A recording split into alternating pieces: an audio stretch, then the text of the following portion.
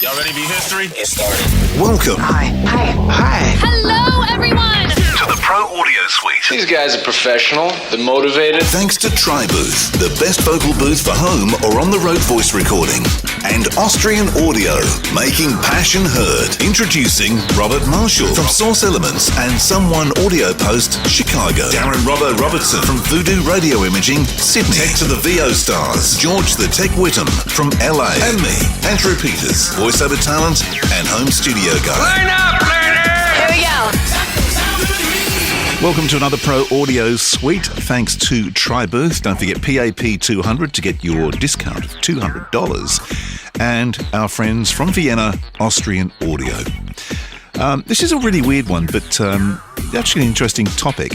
What is the dress code if you're a voiceover talent in the booth? So you're talking about going out to a studio? Oh, yeah. Is this working from home or working in a commercial Yeah, studio? you're in the booth. No. You're at home. What should you be wearing?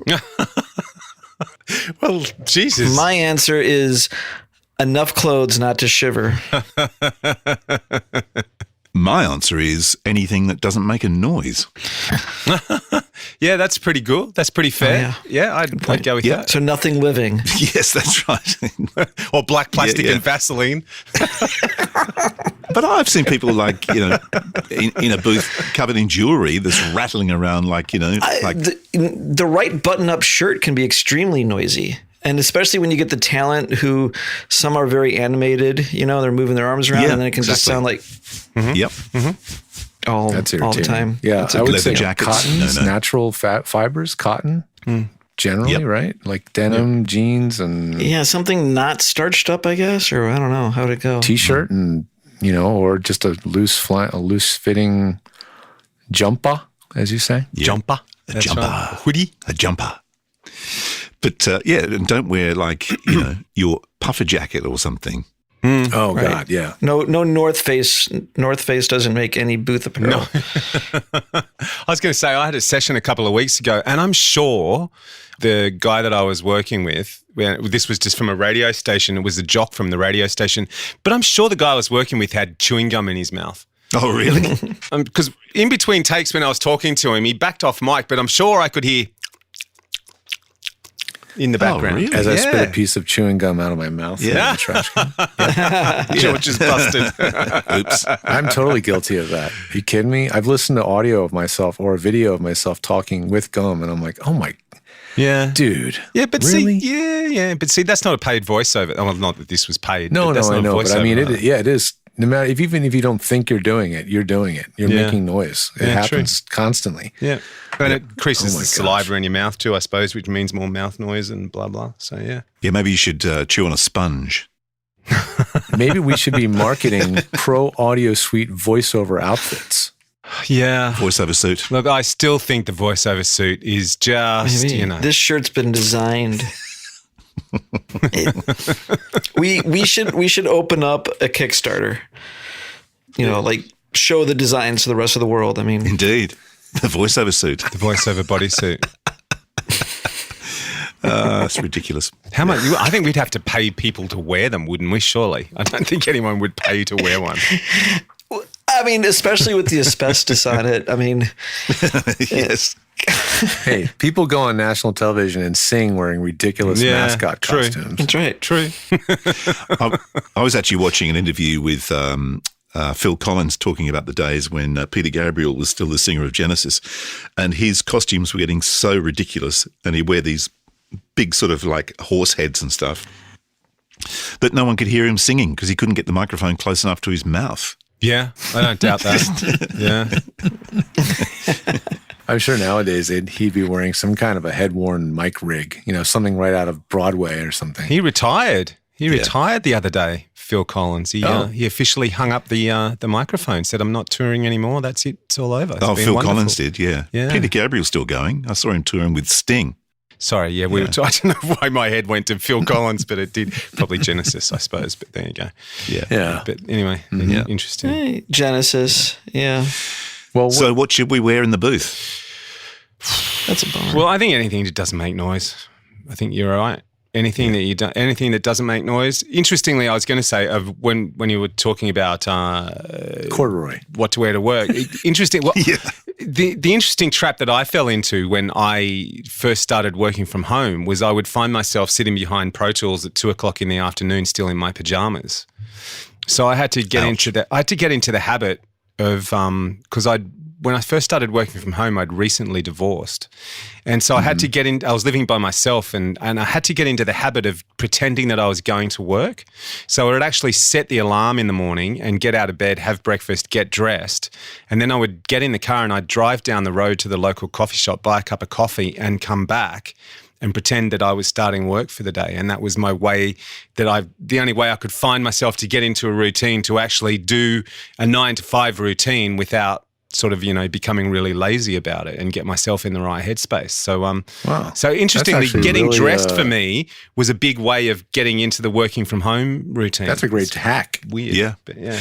I did the same thing. I was, I saw my reflection walking back into the house one day and thought, what the hell am I wearing?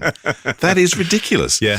I think just being dressed for the day. But your water bill has definitely dropped, right? Yeah, that's right. AP only showers when it rains. And it doesn't rain that much. Dear, what's this? Your wife hasn't started the dog wash for the dog, has she? She's actually started it for you. Is that right? Well, I looked at. You should see it. I'd be happy to go there and get bathed. I bet. Quite frankly, Go and get whooshed and boofed. Yeah, exactly. So to speak. Bit of a clip. Bit of a clip and a blow dry. What's funny for me is sitting down at Zoom for my first session of the day. My session could be at 10:30 in the morning. And I start the Zoom, I connect to the client, and I start Zoom with the camera off because that's just, I want the cameras off when Zoom starts. I don't want any surprises.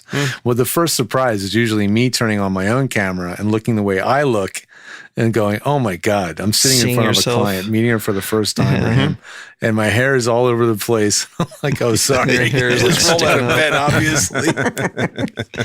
That has totally happened to me. Yeah, That's what a hat is for. Exactly. Yeah, that's right. So Exactly. I mean, it happens to the best of us. It's funny. I keep a cap in the studio to reach for just in case there's any unexpected Either that or Zoom you just calls got to come make that through. your haircut. So that Yeah. Yeah, exactly. I think the theory is whatever you wear in when you're working from home, would you be happy wearing that in the supermarket? Yeah, I think If so. the answer is yes, you're okay. Well, it depends what time of the day. Yeah, you're in the I supermarket. have to admit to have gone to the supermarket in my pajamas before. Robert, that doesn't surprise me. You should go to the Ralph's supermarket in Venice, right near my house, at 11 at night. Yeah. It's interesting what you see people wearing. People in pajamas. Do you guys have funny supermarket things over there? Do you remember? Do you know this is years ago, and I don't know if it's still true, but I know this was true at the time. Shootings mainly. Yeah, well, there was this thing, and I know specifically it was the here in Sydney. There's a suburb called Neutral Bay, which is kind of hoity-toity, and I know for sure this was true. It was. I can't remember the night. I know so where it you're was going. Thursday night. Bananas. Yeah, at 9:00. If you had your trolley and you put a bunch of bananas in the baby seat in the trolley, that meant That's a you were grocery single cart. and you were looking for someone. And there was people that actually went there to go and meet people and look for people with bananas in their trolley. Exactly. Do you have that sort of stuff over there? Is that where it's done? No, but Robert's about Apparently. to start it. Yeah. I can tell you, Robbo, that I actually did that, and I didn't know that was the really? etiquette in that Did you get hit supermarket. on? And I was walking around with bananas facing upwards, Is that what it was? which Okay. and I was getting some very strange looks, and I couldn't work out why until I found out much later wow. Well, there you that go. you don't have your bananas facing upwards at 9 o'clock At 9 on a o'clock Thursday on Thursday evening. night in Woolworths. Neutral Bay. Yeah. Wow. There you go. Oops. That's crazy. Yeah. I'm actually disturbed. Just the little things. Not as much as I was. That's right. Well, that was fun. Is it over? The Pro Audio Suite With thanks to Tribooth. and Austrian Audio.